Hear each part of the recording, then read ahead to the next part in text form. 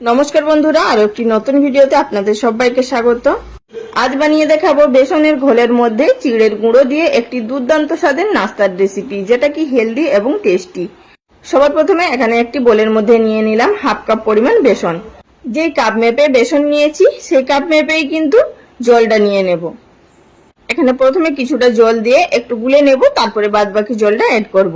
মানে যতটা বেসন নেবেন ঠিক ততটাই আমাদের এখানে জলটা ব্যবহার করতে হবে। তো প্রথমে কিছুটা গুলে নিয়ে তারপরে বাদবাকি জলটাও দিয়ে নিচ্ছি এর মধ্যে। বাদবাকি জলটা দিয়ে এখানে একটি এইভাবে স্মুথ বেটার তৈরি করে নিলাম। এবার চলে যাচ্ছি চিড়েটা পাউডার তৈরি করার জন্য। একটি গ্রাইন্ডিং জারের মধ্যে দিয়ে দিলাম মেজারমেন্ট কাপের 1 কাপ পরিমাণ চিড়ে। চিড়েটাকে আগে থাকতে ঝেড়ে বেছে নেবেন। নেওয়ার পরে এখানে গুঁড়ো করে নিয়েছি, সেই গুঁড়োটা এই ঘোলের মধ্যে দিয়ে দেব। এখন এর মধ্যে দিয়ে দিচ্ছি 1/4 কাপ সুজি। সুজিটা 1 কাপের 4 ভাগের 1 ভাগ ব্যবহার করবেন। সুজিটা না ব্যবহার করলেও হয়, শুধু চিড়ে দিয়েও করলে হবে, তবে কিন্তু সুজিটা দিলে একটু বাইরেটা মুচমুচে হবে। আবার এটিকে খুব ভালোভাবে মিশিয়ে নেব। তো দেখতেই পাচ্ছেন এখানে শুকনো হচ্ছে, মাখা হচ্ছে না। তো এর মধ্যে আমাদের পরিমাণ মতো জল ব্যবহার করতে হবে। অল্প অল্প জল দিয়ে আমাদের এখানে একটি ঘন ব্যাটার তৈরি করতে হবে।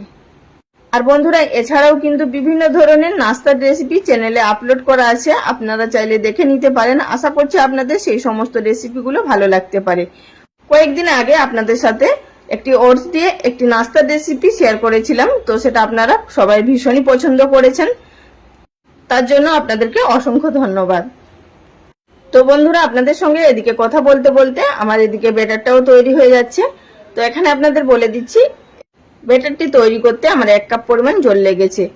আপনাদের একটু বেশিও লাগতে পারে বা একটুও কম লাগতে পারে, সেটা চিড়েটার উপরে ডিপেন্ড করছে। তো যাই হোক, দেখতেই পাচ্ছেন এখানে ঠিক এইভাবে ঘনত্বের একটি ব্যাটার তৈরি করে নিতে হবে। এবার এটিকে ঢাকা দিয়ে 10 মিনিট রেস্টে রেখে দিচ্ছি। 10 মিনিট রেস্টে রেখে দিলে চিড়েটাও ফুলে যাবে এবং সুজিটাও ফুলে যাবে। 10 মিনিট পর আপনাদেরকে একটু নেড়ে দেখিয়ে দিচ্ছি যে আগের তুলনায় কিন্তু আরো অনেকটা ঘন হয়ে গেছে। আশা করি সেটা দেখে বুঝতে পারছেন। এবার এর মধ্যে কিছু জিনিস এড করব। প্রথমে দিয়ে দিলাম হাফ টি স্পুন পরিমাণ জোয়ান। জোয়ানটা অবশ্যই ব্যবহার করবেন। দিয়ে দিলাম হাফ টি স্পুন পরিমাণ জিরে। যেহেতু বেসন দেওয়া আছে এর সাথে জোয়ানটা কিন্তু খুব ভালো যায়। দিয়ে দিলাম স্বাদ মতো নুন। নুনটা অবশ্যই আপনাদের স্বাদ বুঝে দিয়ে দেবেন। দিয়ে দিচ্ছি 1/4 টিস্পুন পরিমাণ হলুদের গুঁড়ো। খুব বেশি হলুদ দেওয়ার প্রয়োজন নেই। দিয়ে দিলাম এর মধ্যে কিছুটা পরিমাণ ধনেপাতা কুচি।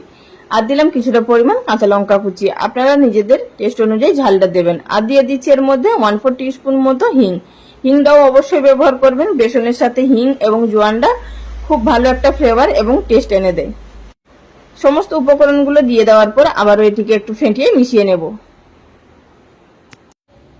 তো আমার এখানে ফেটিয়ে মিশিয়ে নেওয়া হয়ে গেছে। এবার চলে যাব নাস্তাগুলো তৈরি করার পদ্ধতিতে। তবে তার আগে আমি এখানে একটি স্টাফিং তৈরি করে নেব। যে সমস্ত সবজিগুলো ব্যবহার করব সেগুলো স্টাফিং হিসাবে ব্যবহার করব। তবে সেগুলোকে হালকা একটু সটে করে নেব, খুব বেশি ভাজবো না। 1 চামচ পরিমাণ তেল দিয়ে দিলাম। আপনারা চাইলে এখানে রিফাইন তেল দিয়েও করতে পারেন। আমি আজকে সরষের তেল দিয়ে নাস্তাগুলো তৈরি করব। তেলের মধ্যে দিয়ে দিচ্ছি হাফ টিস্পুন পরিমাণ গোটা জিরে। এবার এর মধ্যে কিছু সবজি অ্যাড করব। আপনাদের হাতের কাছে যে সবজি থাকবে দেবেন, আর আপনাদের পছন্দ অনুযায়ী সবজি ব্যবহার করবেন।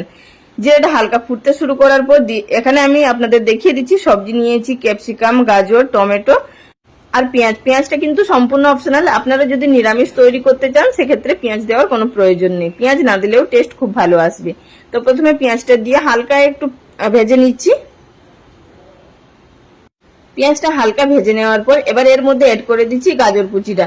যেহেতু টমেটো এবং ক্যাপসিকামের তুলনায় গাজরটা ভাজতে একটু সময় লাগবে, তাই এখানে গাজরটা দিয়ে কয়েক সেকেন্ড নেড়ে নিচ্ছি।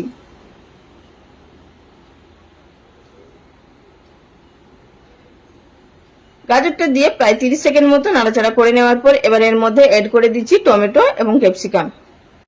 আর বন্ধুরা, আপনারা যদি চান এই রেসিপিটা সবজি ছাড়াও তৈরি করতে পারেন, বা এখানে সবজিগুলো না ভেজে কাঁচাও ব্যবহার করতে পারেন। আপনাদের যেটা ইচ্ছে সেটাই কিন্তু করতে পারেন, তাতেও খেতে খুব ভালো টেস্ট হবে।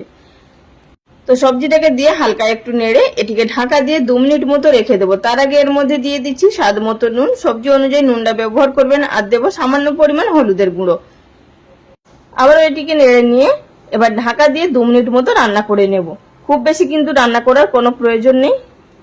2 মিনিট মতো ঢেকে রান্না করে নেওয়ার পর এবার ঢাকাটা খুলে নিচ্ছি। ঢাকা খুলে নেওয়ার পর হালকা একটু নেড়ে নেব যাতে করে তলার দিকে না লেগে যায়।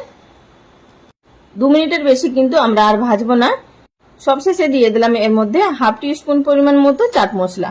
আপনারা এখানে চাট মশলার পরিবর্তে কিন্তু ম্যাগি মশলাও ব্যবহার করতে পারেন। এবার এটিকে নামিয়ে নেব। আবারও গ্যাসের উপরে একটি তাওয়া বসিয়ে দিয়েছি, তার মধ্যে দিয়ে দিলাম 1 চামচ পরিমাণ মতো সরষের তেল। তেলটাকে দিয়ে ভালোভাবে চারিদিকে একটু আমরা ছড়িয়ে নেব। আপনারা কিন্তু তেলের পরিবর্তে ঘি, বাটার বা এখানে সাদা তেলও ব্যবহার করতে পারেন। প্রথমে তাওয়াটাকে খুব ভালোভাবে গরম করে নিতে হবে। তারপর যখনই তেলটা গরম হয়ে যাবে গ্যাসের ফ্লেম লোতে করে দিয়ে এর মধ্যে ব্যাটারটা দিতে হবে। প্রথমে এর মধ্যে 3 চামচ পরিমাণ মতো ব্যাটার দিয়ে নিচ্ছি। আপনারা যত বড় সাইজ বা যত মোটা করতে চাইবেন সেই অনুযায়ী এখানে কিন্তু ব্যাটারটা দেবেন।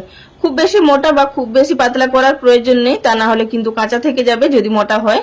তো এর মধ্যে 3 চামচ পরিমাণ মতো দিয়ে দিলাম ব্যাটার। তারপরে এর উপর থেকে ভেজে রাখা সবজিটা দিয়ে আবার উপর থেকে ঢাকা দিয়ে দিচ্ছি ব্যাটার দিয়ে। একটু সমান করে দেবেন যাতে করে গোল হয়, দেখতে ভালো লাগে। আর আপনারা যদি সবজি ভেজে অত ঝামেলা না করতে চান সেক্ষেত্রে কাঁচাও দিয়ে দিতে পারেন আর সবজি ছাড়াও করতে পারেন। উপর থেকে কিছুটা পরিমাণ চিলি ফ্লেক্স আর কালো জিরে ছড়িয়ে দিলাম, এতে করে ফ্লেভার এবং টেস্টও খুব ভালো আসবে। তো 2 মিনিট মতো এটিকে ঢাকা দিয়ে লো ফ্লেমে রেখে দিয়েছিলাম। তার 2 মিনিট পর আবারও এটিকে অপর দিকে উল্টে দিতে হবে। আর কিন্তু তেল দেওয়ার প্রয়োজন নেই, তাওয়ার মধ্যে যে তেলটা থাকবে তাই দিয়েই কিন্তু খুব সুন্দরভাবে ভাজা হয়ে যাবে। আবার এটিকে ঢাকা দিয়ে অপর দিকটাও 2 মিনিট মতো রান্না করে নিতে হবে। তার মধ্যেই কিন্তু খুব সুন্দরভাবে সেদ্ধ হয়ে যাবে। সবজিগুলো তো আগে থাকতেই ভাজা আছে, শুধুমাত্র বেসন এবং চিড়েটা সিদ্ধ হতে যতটুকুনি। তো দেখতেই পাচ্ছেন দেখতে কত সুন্দর লাগছে। আমি এখানে একটি ভেজে নিলাম আর একই রকম পদ্ধতিতে আপনাদেরকে এখানে কড়ার মধ্যেও তৈরি করে দেখিয়ে দিচ্ছি। তো অপরদিকে গ্যাস ওভেনের উপরে একটি কড়ার মধ্যে 1 চামচ পরিমাণ মতো তেল দিয়ে তার মধ্যে 1 হাতা পরিমাণ ব্যাটার দিয়ে উপর থেকে আরো কিছুটা পরিমাণ ভাজা সবজি দিয়ে দিচ্ছি এর মধ্যে ব্যাটারটা দিয়ে আবারও সমানভাবে ছড়িয়ে দিতে হবে। উপর থেকে দিয়ে দিচ্ছি কিছুটা পরিমাণ চিলি ফ্লেক্স আর কিছুটা পরিমাণ কালো জিরে। ঠিক সমানভাবেই তৈরি করব, আপনাদেরকে শুধু দেখিয়ে দিচ্ছি। আপনারা এগুলো কিন্তু ফ্রাইং প্যানেও করতে পারেন বা অ্যালুমিনিয়ামের কড়াইতেও করতে পারেন। 2 মিনিট মতো ঢাকা দিয়ে লো ফ্লেমে রান্না করে নেওয়ার পর অপর দিকটা উল্টে দিলাম। অপর দিকটাও আরো 2 মিনিট মতো রান্না করে নিতে হবে। এর মধ্যেই কিন্তু খুব সুন্দরভাবে সিদ্ধ হয়ে যাবে। একটু লো ফ্লেমে উল্টে পাল্টে আমাদেরকে এটিকে ভেজে নিতে হবে।